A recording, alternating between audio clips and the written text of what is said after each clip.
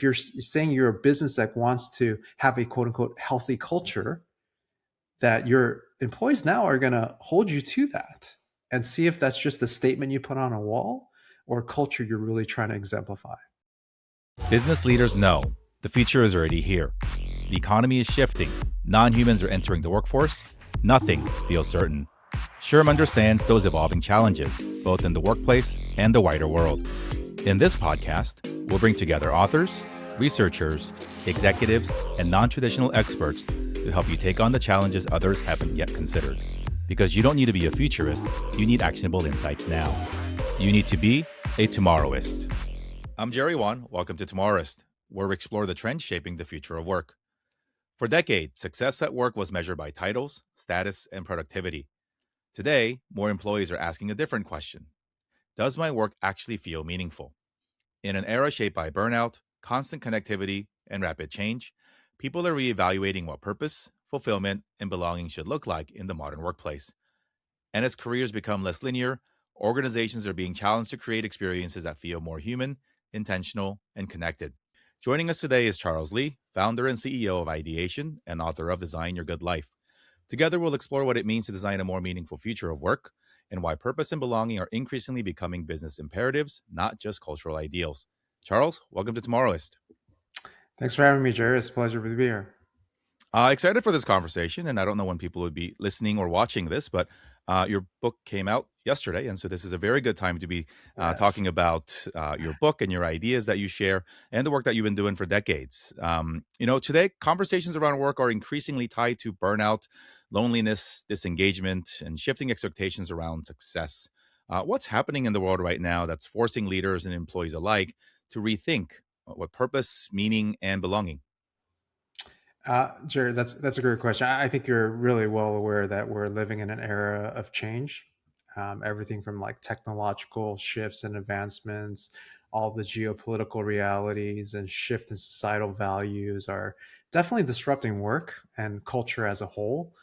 And at the same time, we see kind of people rising in their understanding or wanting to align their profession with their personal values and desires for purpose. And I think they are looking for environments where they're not just welcomed as part of the company, but that they would feel like they actually matter to the organization. And in that sort of, the part of what's also happening is this, multiplicity of identities. If we take it back a few decades, you had one job that was your idea, and people stayed longer at their jobs. And so you were X at Y. And that's sort of how you were known, both professionally and even socially.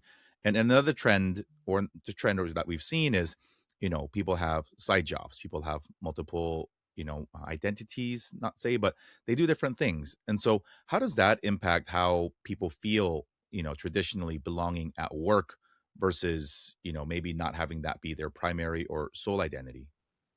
Yeah, I think that's a great question inside. Because I think coming out, remember like a decade ago is really about like the gig economy and people were kind of doing side hustles. We saw that in our employees where they would work full time for us, but they always had like parallel track other ventures. And we actually embraced that full board and said, actually, that's not a bad thing. That's actually something, as long as we could still achieve some goals together as a business. I'm okay with people, and even for some of our employees, we help them spin out into their own companies, and gave them like projects as to help them kind of launch. And so I think because of like that multi-tiered, and now we add layers of like personal brands on social, it becomes very like layered. But I think people still at the core want their world to make sense, their own narrative to be aligned. And so I think each component of whoever makes up their story should be mindful that they're one piece of the whole. And I think that's where companies are realizing that, okay, it's not just about us. Of course, it's about hitting the goals and being a successful business, but adding to that is paying attention to the individual members of the team or department or the business as a whole to make sure that there could be some level of alignment moving forward. And so I think that's kind of just the world we live in now.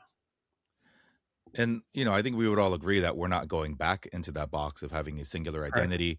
obviously, social media and even just content creating. We see a lot of people who make even content about their day job to then spin it off Yeah. into, additional streams of revenue.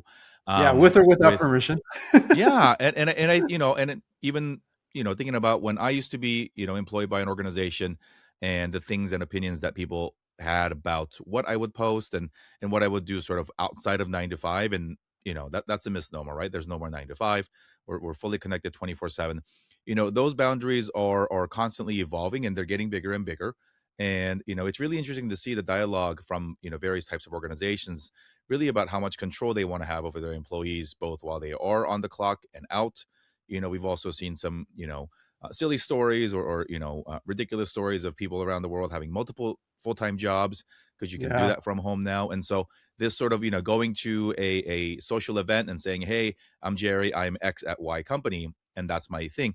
It's never going to go back that way. And I think with the, with the acceleration of how much we're adopting AI and how much we can also learn and adapt and new things, it's really going to change. And I think um the decrease in dependency of that, I think, is sort of what you're trying to mm, get at too, right? Just not have that singular identity tied to it. Research increasingly shows that employees who feel that sense of purpose at work are more engaged and resilient, with meaningful employee experiences, increasingly linked to stronger organizational performance. That makes sense. Yet many companies still default to optimizing efficiency above all else. Um, I think many of people have experienced that as well. In your new book, Design Your Good Life, you focus on helping people design a good life rather than drifting into one or being forced into a rigid parameter of what might look like. How can leaders rethink the way that work is designed to create greater meaning, fulfillment, and human connection, and not just focus on the ROI or the KPIs that we are so often judged by? yeah. I think all those ROIs and KPIs are all still good. I think it's really taking a different mindset of moving from being a manager of tasks or people, and really shifting it into thinking of yourself as a designer. And that's one of the reasons I use the word design versus create or build, is because this good design implies that you're solving a challenge or a problem, and that it takes intentional strategy, thoughtfulness around designing an environment like that. And I think, moving from like the sort of like now becoming antiquated, because people have access, as you know, to so much information. So if a leader in a business and you're a manager and your direct reports in a meeting and you're talking about something, people can look up everything to fact check, to see if you're just making this up. And so like moving from that role of really just being delegators of tasks to really moving towards people development, which includes their own sense of purpose, how they align with the culture of the company, creating a safe environment where people can really grow individually and as a collective group, is a big part of it. And usually when those kinds of things happen, morale goes up, productivity goes up, a sense of belonging deepens. And so all those things kind of come together, but it's really shifting from being an oracle to an actual mentor as a leader. Every HR leader knows the pressure behind a big decision.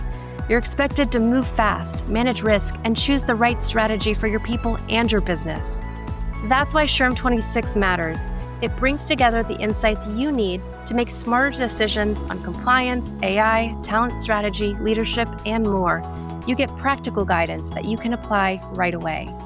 But time is running out. This June 16th through June 19th, invest once and deliver value all year long. And as a loyal SHRM podcast listener, you get 15% off SHRM 26 registration when you use promo code podcast15. Register now at shrm.org/SHRM26 and turn conference time into smarter decision-making for your team. How can organizations balance supporting business outcomes with creating environments where people actually feel right? And again, I don't think they're mutually exclusive. We're often made to feel that way, but how do we strike that balance and perhaps have that overlap of the Venn diagram get increasingly bigger as the world changes? Yeah, I think that goes sort of back to the point of like really creating thinking in terms of environments.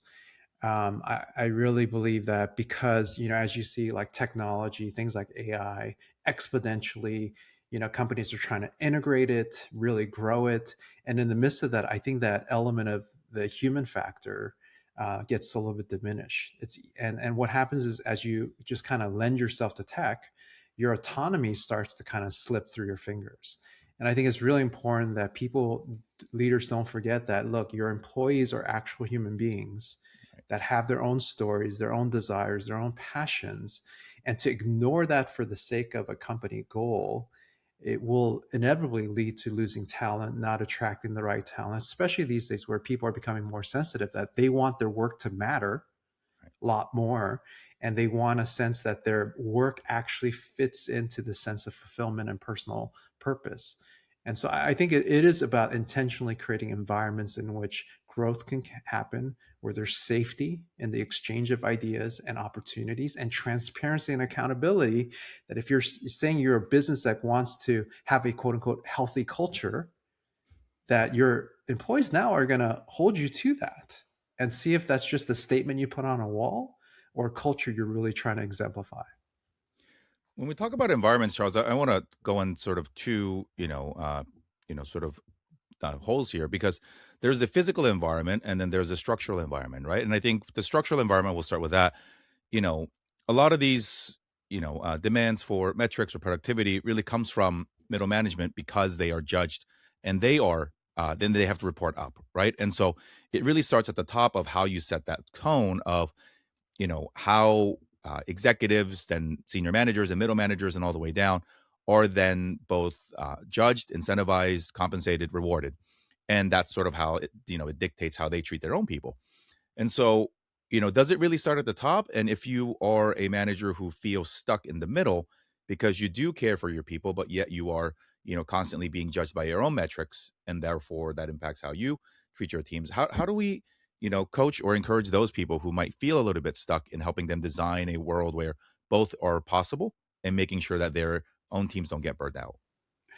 Man, that's a tough question, honestly, because I think depending on the organization you're a part of, if you feel like you're in middle management and can't go up the stream, it's an incredible difficult task you have in developing culture. Either you're going to create a siloed culture that may not be consistent with the overarching one, or you're going to have to find ways to exemplify that the culture you're trying to create actually benefits the business. A great example of this is that studies have shown, we recently did a study around like curiosity. And for example, when people are hiring managers or hiring people, one of the big top traits today is they want employees that are curious. Now, when you're doing the interview, a lot of people are going to be like, yeah, I'm super curious. I want to bring new ideas to the company. But statistics show that within the first 6 months, curiosity drops by over 50% because employees start to realize that they are not, to your point, incentivized for that value, what they bring to the table. There's no real sense that it's going to help them necessarily advance in their careers. And therefore, they start aligning themselves to what gets them more advancement within the business. And so curiosity kind of goes out the door, which then minimizes like the amount of innovation, new ideas that kind of rise to the surface. And so I feel like it is both an answer of like people speaking up in the food chain, if you will, of the ladder, and also at the highest levels of leadership. If it's a culture you want to create and you don't create it from the top, it's just going to be constant friction and disconnection. You'll probably see more people rolling their eyes in all company, all hands meetings. And we've seen this, right? People are great. That's a new idea, but it doesn't mean anything practically. So I think systems creation is key, but it has to be bought from the top and really embraced by the middle. You mentioned curiosity, but sometimes that curiosity gets interpreted as a challenge, and I think that's where it becomes, when somebody starts asking too many questions, it's a challenge to the status quo, the challenge to the way that things are being done, right? And so I think it is also a balance, right?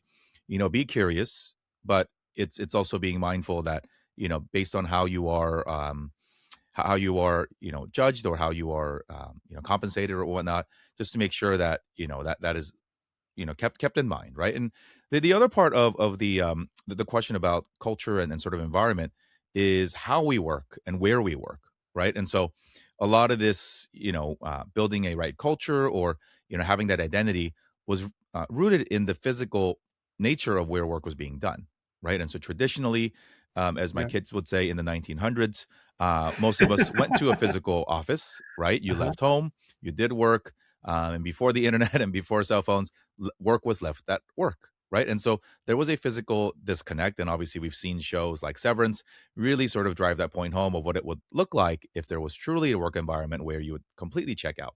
That's not the case today, and that will be, less and less true going forward. How do we build these, you know, um, environments, these cultures that still foster that belonging, that connectedness, and a sense of identity when I may never see my coworkers in person, that I work from home with the global team, and you are then becoming a little bit more from a consulting perspective, a project based environment where you just work with people to get a thing done, and then you are swapped on. How do we make sure that those environments, which I think we might be leaning towards, particularly with technology and AI, helping the workforce. How do you? What's the advice there for leaders to make sure that the culture is intact? Yeah, I think the sense of belonging moves beyond physical proximity now into more like emotional connection.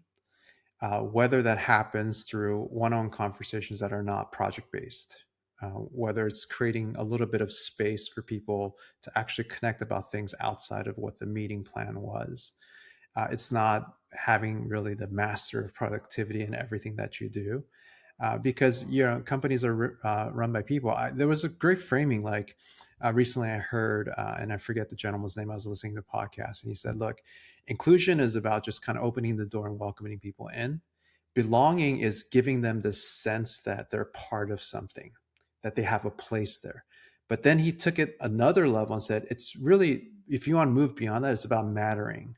This idea that you don't just belong or you're included, but without you, our company would not be the company it needs to be." And I think that intentionality of not just making people feel welcomed or feel valued from just kind of a communication standpoint, but can we prove to our folks that if they weren't there, they would be less of a company, that they actually matter to the team?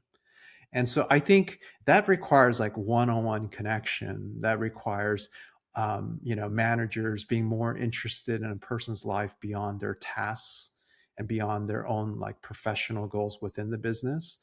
And that just takes human connection. And that's something that I feel like is uniquely human that machines probably can't mimic as much as we want AI to do that for people that are reporting to us. And so I think it's just kind of that mindset saying, look, I need to at some level go down and actually use my emotional intelligence and my social intelligence to care for people. Like asking, like, do they not just, if they're asking like, does my manager know me? But more importantly, does my manager actually care about who I am and what I am as a person and professional? Can you build that into an organizational structure, or do you lean on hiring the right people who prioritize that? Yeah, I think you could build some systems. We're working with a couple of clients right now where they are trying to wrestle through this, and we want to make sure that it's not when they're doing like, for example, evaluations, that we encourage a little bit more of a 360 evaluation for their leadership, each manager, for example, and allow both peers and those direct reports to be able to speak into some of these specific questions of like, how they feel like they're supported and what's some evidence that they feel like they're supported by their manager. What are things that they're really good at, and what are some opportunities for growing together in relationships? So I think you can incorporate it and make some type of, be able to kind of measure some of the progress being made. It's not a make or lose kind of, winner break kind of scenario. But, and then on top in that organization, leaders are starting to tell this story better, start to welcome growth stories versus just success stories, challenge stories, not just we knocked it out of the park and made X amount of dollars stories. So I think it is part, storytelling as well as system integration on measuring the progress. SHRM membership. Your edge in a world of constant workplace change. Get access to expert insights, real-time resources, and a global community of over 340,000 HR professionals, so you can stay ahead, make smarter decisions, and lead with confidence. From compliance to culture, SHRM helps you move faster and drive real business impact. Don't just keep up, lead what's next with SHRM. Get your membership today. SHRM. I think hybrid work also forever changed sort of how we, even Mm. hang out or have these Yeah. tactical conversations, right? Even just going to get lunch together or happen to see somebody in the break room and you just spend those few minutes, just checking in on family or just making small talk about nothing at all. We don't do that anymore because, especially through COVID, we live in these 30-minute blocks where, every meeting is now a 30 or a 60. And that's sort of, we've all just agreed that that's how we're going to meet. And even when we're done early, we don't just say, hey, maybe we spend 7 minutes talking about it. We've made up this new term called giving time back. And, it's in this sort of instilling this, prioritization of efficiency of if you're not talking about the thing, then everybody can go back to be, and then, while I think hybrid work is, beneficial in so many ways for family and for, for various things, we miss out on that. Right. And I think, Google was famous for having this 20% rule, right?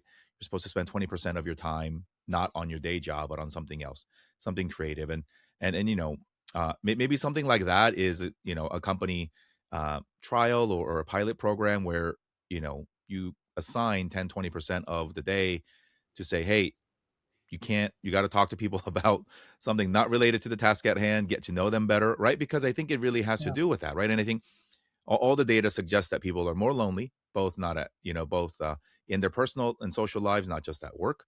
And so if we spend as much time as we do with our colleagues in a virtual setting, and like you said, you never feel like you matter, and mattering and getting somebody to feel like they matter starts with getting to know them, right? What is important to you? What is life outside of work? I think that's something, again, it's not a will that solve it? No. Obviously, and obviously when times get when deadlines come about or projects get important, then you have to sort of focus on the task at hand. But I think we are having more conversations like this where we are challenging leaders to rethink the teams and the culture that we need to build today are maybe not the ones that we grew up with. And certainly if we want to attract and retain younger talent, to make a couple generational assumptions, that we have to change how we welcome people and to make sure that they feel like they have a say in how we do things around here.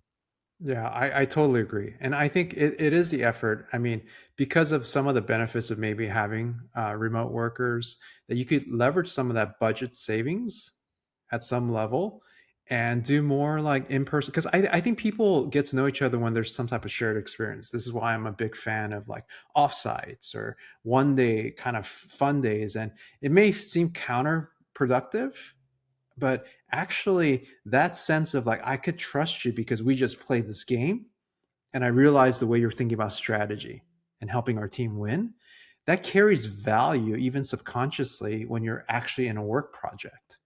And so I think adults generally learn about each other when they feel the need to learn about each other or a topic.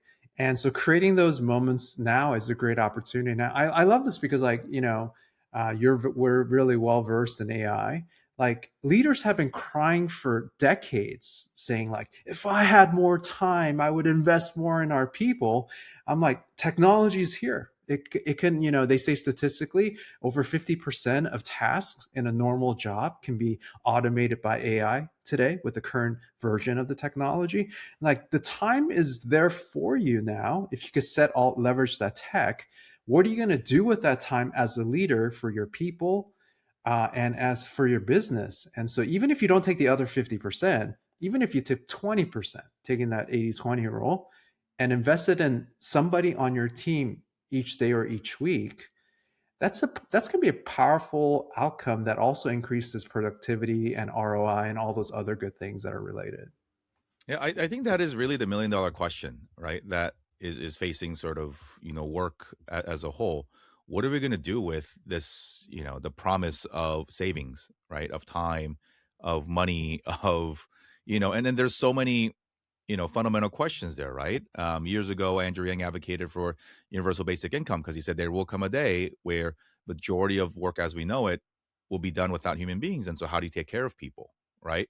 Or do we continue to go down this? Well, hey, if I'm going to save $1 million, then that's another $1 million in my pocket, or it goes to our shareholders, right? And that value gets taken out of the ecosystem and not reinvested back into the people, right? And so, um, and I think as pressures of the market and other things increase, and a lot of the geopolitical things that impact all of our lives, I'm really curious to see, and I'm still very optimistic that those things will be reinvested back, right? I think even if you look at sort of how labor has changed, right? As efficiency happened, right? Yeah. People worked less, or that's the way it's supposed to be, right? And there are countries around the world who've implemented a 4-day work week because they said, hey, whatever we could have gotten done in 5, we get to do in 4, right? And get that day back. And so really, really curious to see how things go. Um, when you are thinking about designing a good life for the individual, um, what are some principles of your framework and the things that you've learned in writing this book that can be applied from an organizational or even perhaps a societal perspective, so that people who feel empowered, encouraged, can also do greater impact work? Yeah, I would say, just to give some context, is um, you know um, I think I intentionally use the word design, um, because it implies some sense of like intentional thinking, like I mentioned before. And I'm not here to tell people what their good life is. We've done a lot of research, our team, around how people have perceived what a good life is, and beyond just kind of the shallow, like, I just want a lot of toys. If you look throughout human history, and there's been a lot of perspectives all the way back from Aristotle till now, is there's usually two common things. One is people would say they have a good life if they have great relationships, like they have people they love and love them back. That's a win. Secondly, is the sense of like doing some good in the world. It gives human beings the sense of like, not only pride, but satisfaction and fulfillment if they're contributing back to their loved ones or to their community or to an issue around the world. And so, really, the core thing idea that's coming out of the book in the framework is, look, we have to choose to embrace our own agency and our own autonomy. Not only are there mental benefits, health benefits of people who actually do that, there's career benefits, there's personal relationship benefits when people choose to say, look, I'm going to choose to be proactive, because if not, life is just going to happen to me. I'm not going to make life happen. It's just going to happen to me. And you hear people say, it just happened. Life just Mm, happened. right. And there are things we can't control, but there are plenty of things that we can. And our life starts to drift away from the things that made us really feel aligned with our purpose and our values. And so the book provides a framework, and it's divided into 3 phases. They're called Spark, Actualize, and Influence. And each phase has a particular mindset, skill set, and a drive and an outcome to pursue. And I'm not trying to provide a formula, but a general framework that allows individuals or organizations to think, look, if we want to spark a new idea for a business, or if a parent wants to spark a new idea for engaging their kid, it starts with the mindset of like curiosity. That's just one example. And that power of curiosity to generate new innovations and new perspectives. And so, or if you're in the stage where I already have a purpose or sense of direction as a business or individual, it gets through the actualized phase, where it's the emphasis there is moving from just having a proof of concept of something to actually creating value, a proof of value. Because if you could prove that what you're offering the world is actually not just a good idea, but actually valuable for them, then you can walk into rooms and sell with confidence. You know what you're bringing to the table. And then, if you've tasted that success for some businesses, I think you kind of brought it up. Like, what are you going to do with the extra $1 million you made because of AI? And that last part is around influence. How will you take your resources, your relationships, your thought leadership, and curate it in such a way that creates meaningful impact in the world? It's moving from being the best in the world in something to be the best for the world in something. Mm. And so it's that shift, and that's where you make legacy as a company or as an individual. And so that's kind of, in a nutshell, the visual framework. And my hope is it has organizational implications, it has personal implications, but to our conversation, every organization is made up of personal people. And I think you kind of need both working together in and synchronize to create the most good in the world. Something that we say about technology is that it's, the slowest that will change is today, right? That it's going to, not only is it going to change constantly, but the speed of change also accelerates. And so when we look at 5 years ago, it's really, wow, what a different world, right? Obviously, it was in the later changes of COVID and coming out of that and sort of readjusting to what work is. Here we sit in 26, 5 years from now. Having written this book and doing a lot of research and talking to people about what that might look like, how do you see the expectations around work, identity, belonging, fulfillment continue to evolve? And how can organizations get ahead of it and mitigate some of the risks, knowing what may be coming? Yeah. I think you're spot on. I think we'll continue to see a shift towards kind of a values driven work life. Work life. I don't know if you call it balance. I'm not a big fan of that word because it's really hard to balance life unless you tell everyone in your life to stop moving. you know, that's that's really hard. But I think organizations that don't develop this kind of values driven work environment um, effectively may risk losing talent or attracting talent. So, and a big part of that is not forget the human beings in your company. So, this sense of like human agency, developing or nurturing an environment where people can live out their full potential as human beings, helping them develop like human skills like critical thinking or discernment or creativity or just kind of the social emotional intelligence that every good leader needs in a way that humans can, that robots can't, or AI agents can't. And so, if we're not willing to do that, people are going to feel like they're not necessary, or they don't matter, or belong. And so, I think that's where we're faced against. And I think this is a golden opportunity for companies to really deeply think about these types of issues. What's the one thing? And I know it's hard to land on one, but we want to distill all the things that what is the one thing that leaders can do today to create more meaningful, purpose-driven workplaces, not only for themselves but those that they are tasked to lead? Yeah. I would say I would encourage, I do this with some of my executive advising is I ask leaders to create space to take a quick step back. And it doesn't mean you just drop everything, but it's to create a daily practice of just, even if it's just a couple of minutes, maybe someone cancels an appointment, don't fill it. If you have opportunity after a meal, go walk 10 minutes and just get in the habit of practice, take a step back and think, why am I in this to begin with? And is the work I'm doing really aligning to who I am? And am I being mindful of the people I'm leading to see if do I know enough about them to see if the work they're doing is aligned to who they are? And I think if you keep asking yourself that question, you're going to be reminded that, hey, I probably should go spend time with Jerry. I should go spend time with Charles, whatever the case may be. And I think we'll just create better work environments if we do that consistently. And people see that you actually care about them as much as you want to leverage them to make profit. Awesome. Well, Charles, thanks so much for joining us. It's been a pleasure to chat with you about your work, your book, and your philosophies.